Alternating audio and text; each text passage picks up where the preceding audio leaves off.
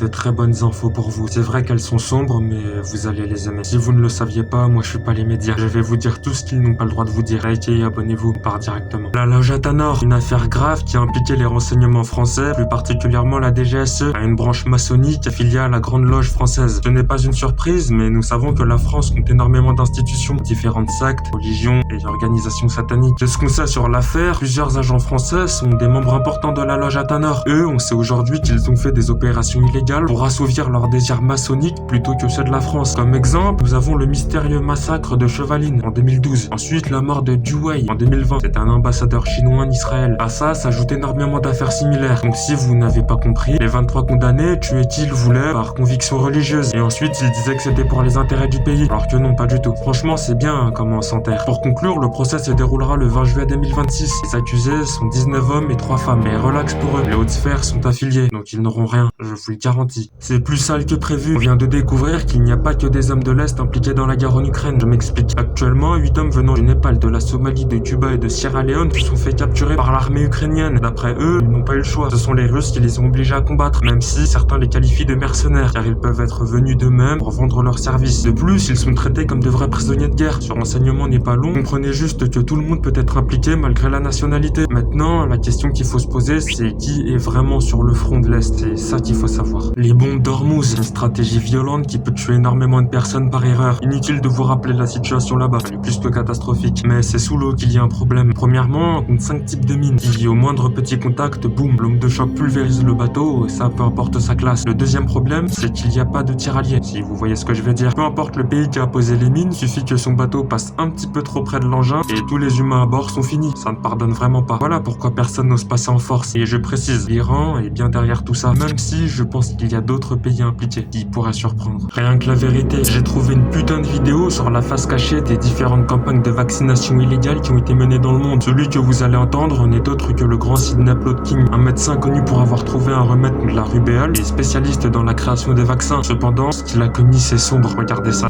Avez-vous déjà utilisé des orphelins pour tester un vaccin expérimental? Oui.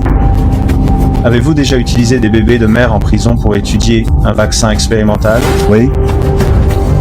Avez-vous déjà utilisé des personnes sous domination coloniale pour étudier un vaccin expérimental? Oui.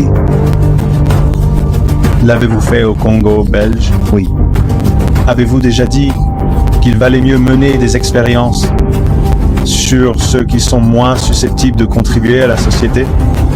Je ne m'en souviens pas précisément, mais... La vidéo date de 2018 lorsque Plotkin donnait son avis dans une affaire polémique. Suffit juste d'ouvrir les yeux les amis. Personne n'aide personne gratuitement. Regardez ce qu'ils ont fait maintenant. La folie coréenne, Kim Jong-un et ses généraux ont dit vouloir mettre au point un missile balistique capable de raser une superficie de 7 hectares. Je sens qu'il veut faire la guerre. Bref, le monstre en question s'appellera le 11KA. Je vous mettrai le nom en description parce qu'il est trop long. Et sa tête sera fragmentation, ce qui fait que ça va faire très mal au déploiement. Des millions voire des milliards de petits débris supersoniques qui vont tout retourner. Franchement, hâte de voir les essais du missile. À part ça, les infos nord-coréens parlent de nouvelles armes électromagnétiques en production. Ils seront probablement eux aussi des missiles balistiques considérés comme des armes de dernier recours. D'ailleurs, tout ça c'est pour faire chier leurs voisins, la Corée du Sud. D'autant plus que les menaces et les critiques sont omniprésentes. Restez disponibles. La mission est accomplie. Maintenant, je vais me faire discret parce que je risque d'avoir des problèmes. Prenez soin de vous et à plus.